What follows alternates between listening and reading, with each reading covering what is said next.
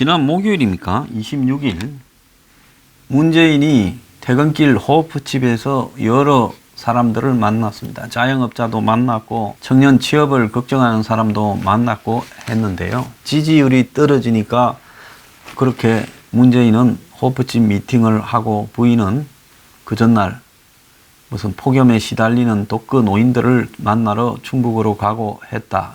이렇게 비평을 하면서 지난 금요일 날 했죠. 뭐라고 했는가 하면 호프집에서 온 사람들이 사전에 발언이 다 조율되었을 가능성이 높다.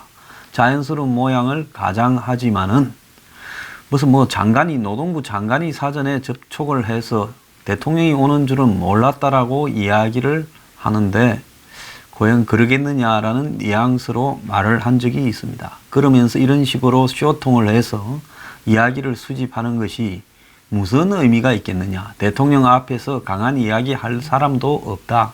적당히 그냥 할 수 있는 수준에만 하도록 다 정해진 거 아니겠느냐.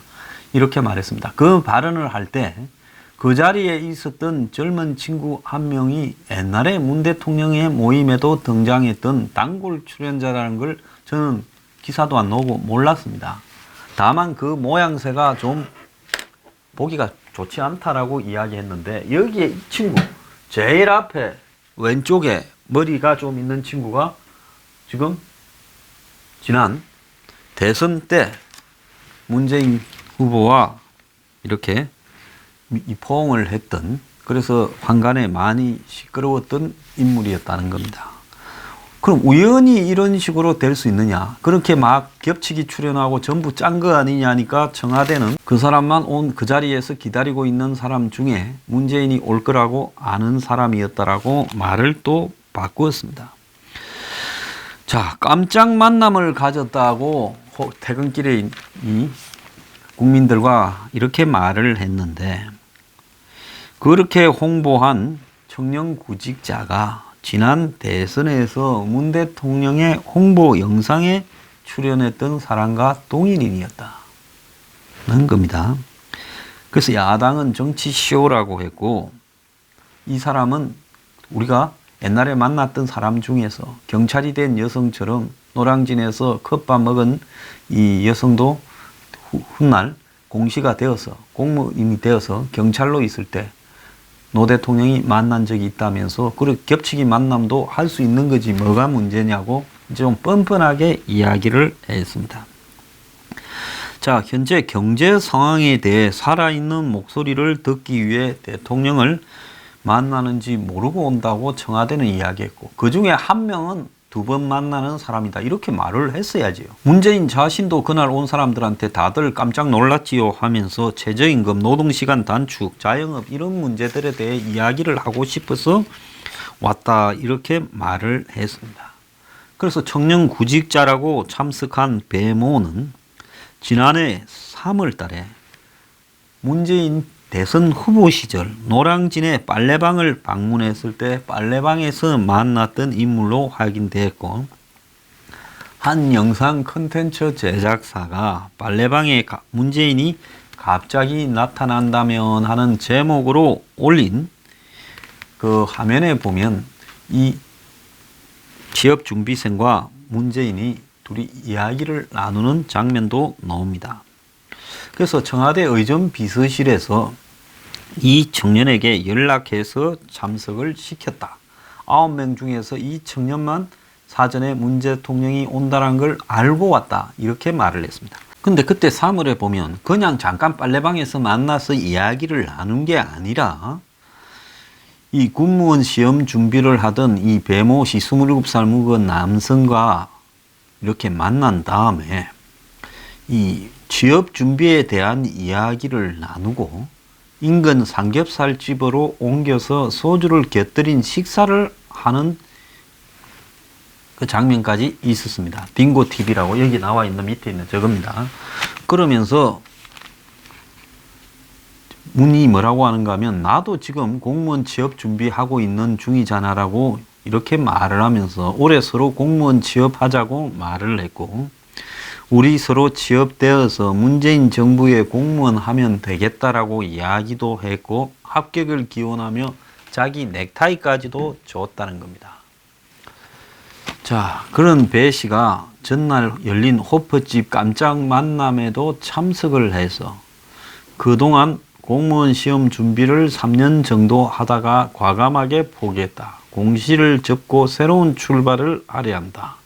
다음 학기에 복학한다. 더하면 시간만 잡아먹을 것 같아 하고 문재인의 근황을 정했고, 묻는 여기에 대해 공백이 아깝겠다. 아르바이트 하고 있냐? 이런 질문을 했고, 이 배 씨는 현재 식당에서 아르바이트를 하고 있다. 이렇게 말을 했습니다.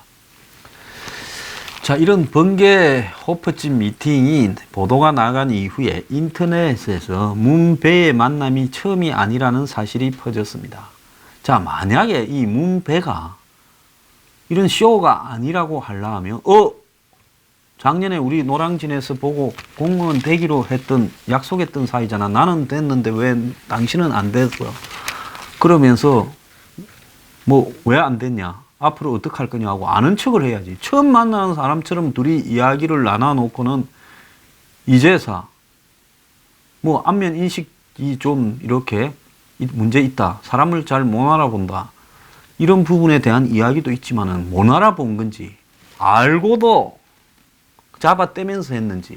근데 저는 대통령이 그렇게 한참 동안 이야기를 하고 빨래방에서 자리를 옮겨서 삼겹살집에서 소주를 곁들여서 선거운동 기간에 한참을, 1시간은 더 했을 거 아닙니까? 이렇게 만났던 공시족 청년을 1년 4개월 만에 만나서 얼굴을 못 알아봤다 하면 그거 좀 심각하게 문제가 있는 거죠. 알았을 거라고 봅니다. 그런데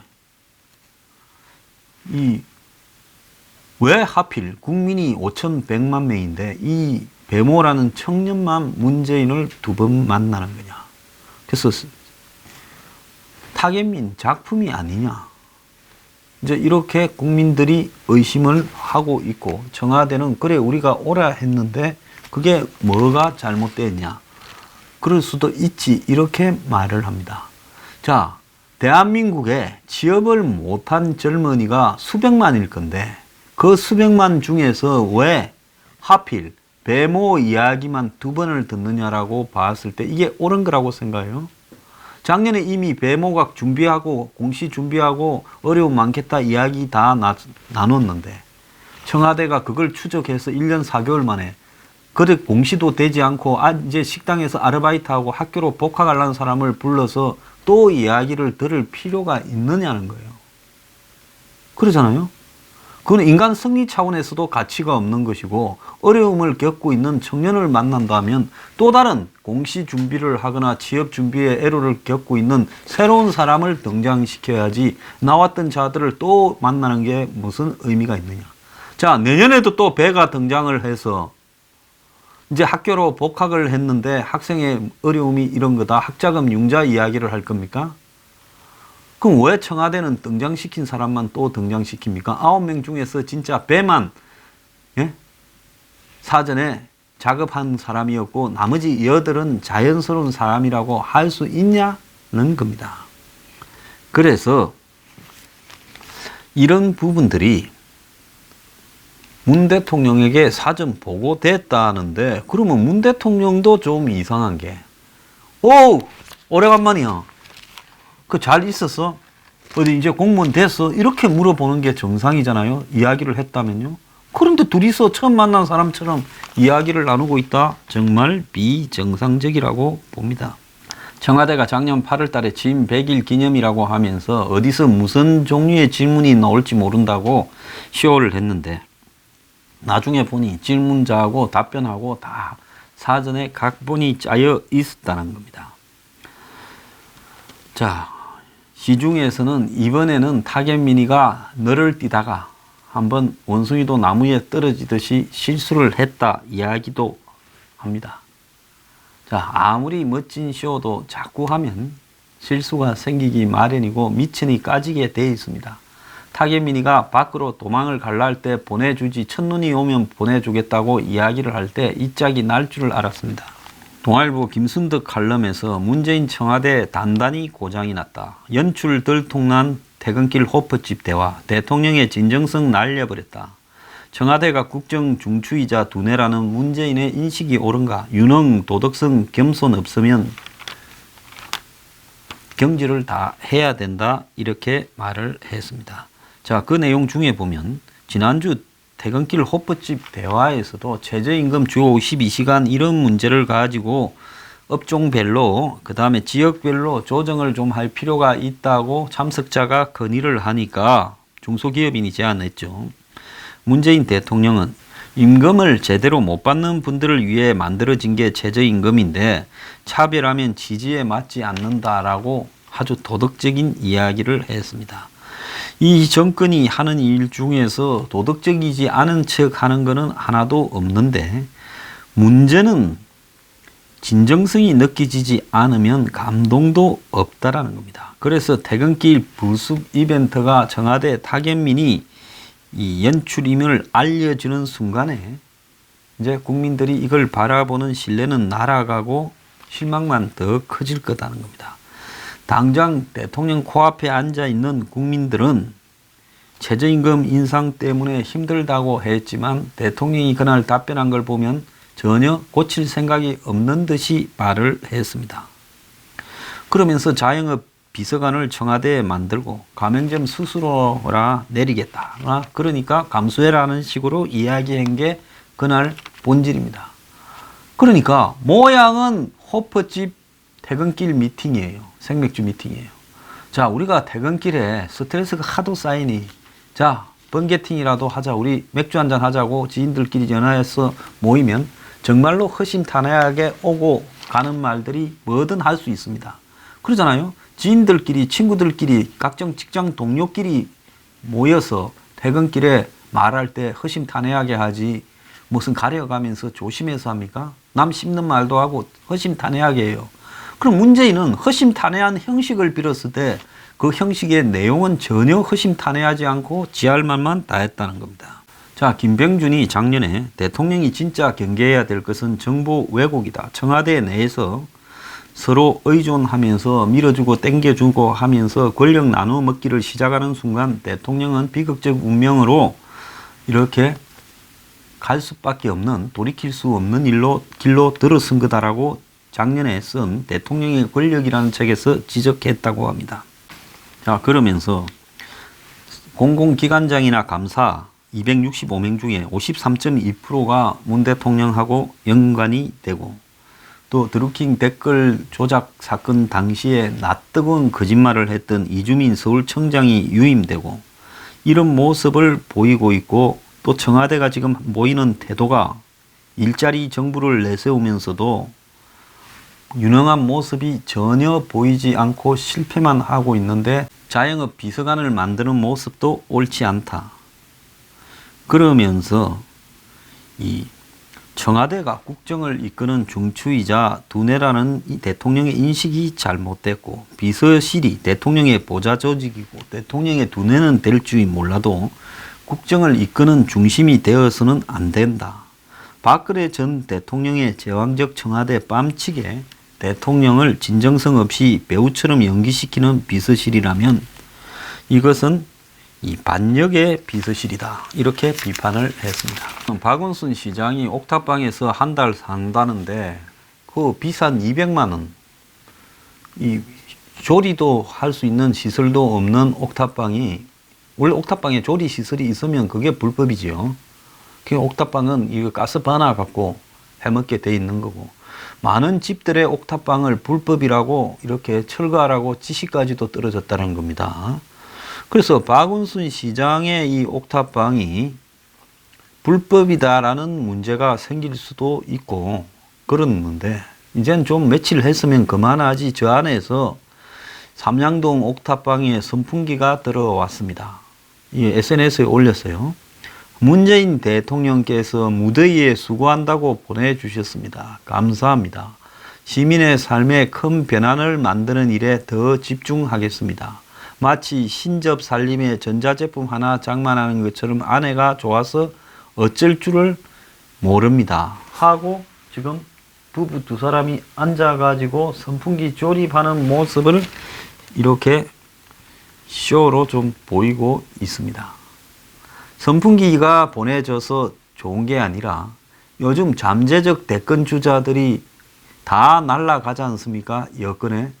안희정은 지금 재판받고 구형 4년 나왔고, 이재명은 지금 당에 자기 당권 후보들이 다 탈당하라고 이야기를 하면서 이제 민주당이 이재명을 버리는 모습이 본격적으로 보이고 있습니다. 제가 3부에 이야기를 하겠습니다. 자, 그렇다면 박은수는 지금 자기는 그래도 그런 칼을 맞지 않고 선풍기라도 보내주는 거, 경남에 출마라는 이야기까지 듣고 여러 가지로 서글프고 나도 언제 당하나 싶었는데 선풍기가 한 대 와놓으니까 그것이 좋아서 감지덕지하는 거 아니겠냐, 이런 생각이 지금 드는데요. 자, 그런데 이 옥탑방에는 1.2m짜리 난간이 있어야 되고 그러지 않은 경우에는 불법이다, 이런 부분이 지금 지적되고 있습니다. 자, 뭐 옥탑방이 불법이고 아니고를 넘어서서 왜 옥탑방에서 이런 식으로 쇼를 하고 자빠졌을까? 낮에는 에어컨이 있는 데서 또 에어컨이 싱싱하게 노는 차에서, 고급차에서 지내다가 잘 때만 들어와 가지고 하는 저 쇼를 도대체 왜 하느냐? 자, 그 부분에는 우리가 옥탑방이 상징하는 한국의 최하 서민, 또 옥탑방에서 살아가는 수많은 이 청년, 뭐 실업자라든지 청년의 가난한 계층에 대한 상징적인 어떤 의미를 담고 있다고 봅니다. 그래서 우리가 흔히 옥탑방이 좀 낭만적인 것처럼 옛날에 옥탑방 고양인가 뭐 하는 드라마도 있었던 것 같고, 또 옥탑방을 주제로 한 그런 영화나 이런 것도 좀 있었습니다. 2002년에 이해창 한나라당 대선 후보가 옥탑방을 아느냐라는 질문에 잘 모른다 이래 대답했다가 기족 후보라고 구설수에 이렇게 휘말렸죠. 자, 이해창 후보는 기족 후보라는 이미지를 불식시키기 위해 가락시장에서 배추도 날랐는데 여기에 잘못 대답을 하면서 위장 서민 후보라고 민주당이 공격하기도 했고, 노무현 민주당 후보도 옥탑방 생활 형태에 대해서 들어봤지만은 용어는 잘 몰랐다고 이렇게 솔직하게 대답을 해서 이렇게 평가는 받았답니다. 이 옥탑방이라는 것은 그야말로 박상우의 단편 소설 내 마음의 옥탑방에서 주인공이 옥탑방이라는 말에서 인간들이 북적대는 지상으로부터 아득하게 유배된 공간, 요컨대 공간 자체에 이미 깊은 절망과 고뇌가 배어있는 것처럼 느낀다. 이러면서 거기에 여주인공이 옥탑방에서 아래를 내다보며 저 가련한 고난의 세계, 저곳이 아무리 미물스럽고 속물스럽더라 해도 저곳으로 내려가 편안하게 안주하고 싶다, 이렇게 말하는 대목이 나온답니다. 그래서 옥탑방은 그냥 하루하루를 힘들게 버티는 삶을 이야기를 하는데요. 흔히 이런 종류의 방이 세 가지가 있죠. 이 반지하방, 그 다음에 옥탑방, 하나는 고시원 방입니다. 자, 이 세 가지는 여기에 살라고 하면 살 사람은 아무도 없을 겁니다. 옥탑방에 여름에 한번 있어 보세요. 저는 옥탑방에서 살아봤느냐? 살아봤습니다. 반지하방에도 살아봤고요. 자, 그래서 그런 방들이 가지는 문제들을 너무 잘 압니다. 여름에는 낮에 거기 들어가서 앉아 있을 수가 없습니다. 한 5월달만 돼도 옥탑방이라는 것은 이 방열 자재나 이런 것이, 그 다음에 방안 자재가 안 들어가 있기 때문에 더우면 더운 대로 닳아지고 추우면 추운 대로 닳아지는 거죠. 원래 건축물 구조에서 봤을 때 옥탑방은 이렇게 허용이 되지 않는 편법으로 지은 행태다라고 볼 수 있습니다. 반지하방 한번 가보십시오. 곰팡이 피고 습기 차고 밖에서 먼지 들어오고 물 넘치면 물 들어오고 얼마나 거기에 산다라는 것이 고통스러운가 알 겁니다. 그래서 이 높은 공간이나 지하에서 그냥 지상의 평범한 방 한 칸이 그리운 사람들이 이 옥탑방에서 또 지하에서 그냥 1층에서 살아가는 사람을 부러워하는 겁니다. 전국에 통계에 따르면 옥탑방이 5만 4천 개쯤 있고 그 중에 약 한 2만 9천 개가 서울에 있다는데요. 서울에 주택 임대 수요가 많기 때문에 이 옥탑방이 있는데 박원순 시장이 살아가는 이 9평짜리 삼양동 옥탑방도 그 중에 하나입니다. 그는 시민과 함께 동고동락 체험을 한다고 주거 환경이 열악한 동네에서 한참 무더위가 기생일 때 고생을 좀 하겠다. 그래서 옥탑방에 꼭 살아봐야 이렇게 서민 체험이 되는 거냐라는 좀 희한한 식으로 그를 생각하는 반응도 있지만은 이 사람은 이것이 자기가 잘하는 거라고 생각합니다. 근데 박원순 시장은 부부가 강남의 방배동이나 뭐 압구정동 이런 데서 고액 월세로 이렇게 살아온 경력이 있지 않습니까? 그러지 않습니까? 그래서 왜 거기에 하필 월세를 사는데 강남에서 살았는가도 제가 이해가 좀 안 되는 부분인데요. 집 문제에서 월세까지 이렇게 강남에서 수십 평짜리 아파트에 사는 사람이 왜 하필 굳이 이렇게 삼양동까지 와서 자기 관사, 큰 관사 놔놓고 옥탑방에 사는 시호를 하느냐. 자, 이 부분에 대해서 저는 즉각 중단돼야 된다고 생각을 합니다. 박 시장은 지난 7월 22일 옥탑방에 이렇게 살림을 차렸는데요.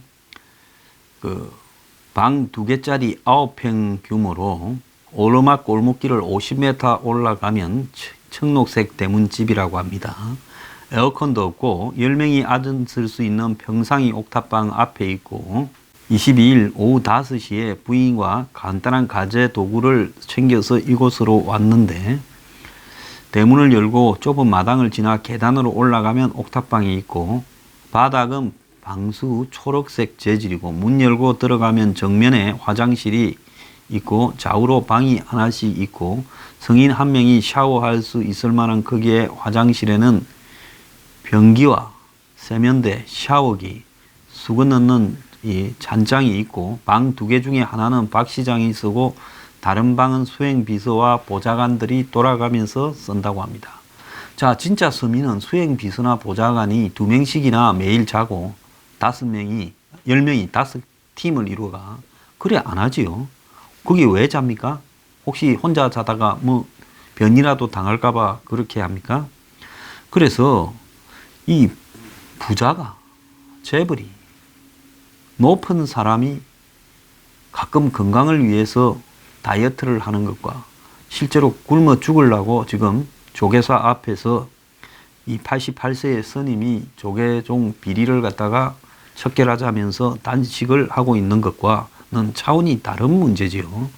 그래서 진짜로 살 데가 없어서 옥탑방, 변두리 옥탑방까지 밀려 올라간 사람과 시장이 한번 체험을 해보겠다고 사는 것의 차이는 옛날에 조선시대의 왕이 이렇게 변복을 하고 이렇게 나와가지고 저작거리에 서민 체험을 한다고 이렇게 뭐 자명을 좀 하지 않았습니까? 그런 것과 똑같은 거죠. 왕이 이 서민 생활을 체험해 본다고 궁궐을 옷을 바꿔 입고 나와도 그거 체험한다고 서민이 되는 것도 아니고 서민 생활을 아는 것도 아닌 거지요. 그래서 어떤 기자는 이렇게 이야기를 하고 있습니다. 이 박 시장이 한 달이 아니라 퇴임하는 그날까지 옥탑방에 살아도 아니 몇백 번을 다시 태어나 옥탑방에 살아도 절대로 서민의 삶을 알 수 없다. 깨닫지 못한다. 한마디로 박원순 시장이 옥탑방에서 한 달을 살아도 그건 불가능한 일이란 것은 뻔하다. 원숭이가 천자문을 읽고 깨닫기를 바라는 일이고 대한항공 새 모녀가 개가천선하는 일이 훨씬 더 빠를 것이다. 박 시장한테 물어보자. 이런 시호에 극찬하는 국민들에게 물어보자. 한 달 월세 200을 주고 사는 서민이 서울시에 있나? 대한민국에 어디에 있나? 자기 대선 희망을 제작하는 차원에서나 멋진 시호를 벌이고 있다고 생각하는 박 시장한테 더 자극적인 재미를 위해 4가지 실천을 조언한다. 자, 이거 한번 잘 들어보세요. 옥탑방의 모든 비용을 서울시 예산이 아닌 박원순 자비로 해라. 이건 기본적으로 당연한 거예요. 그렇게 안 해도 되는 일을 굳이 쇼하면서 서울시 예산을 씁니까? 애지중지하는 마누라도 옥탑방으로 불러라. 자, 부인 강씨 저렇게 조립하거나 가끔씩 사진에 등장할 게 아니라 저기서 같이 살아라는 거예요.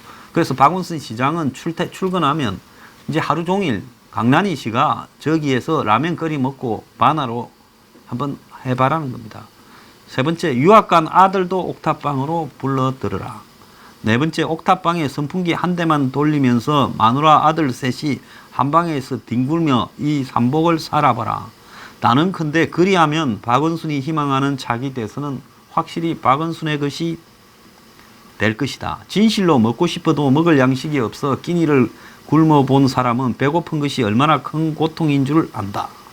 몇 년 전 송파 석천동의 지하주택에 엄마와 두 딸이 죽기보다 힘든 생활고에 시달리다가 자살하면서 마지막으로 집세와 공과금으로 현금 70만 원이 든 봉투와 집주인에게 폐를 끼치고 죽는 데 대해 용서한다는 사과글을 남긴 것이 그 대표적이다.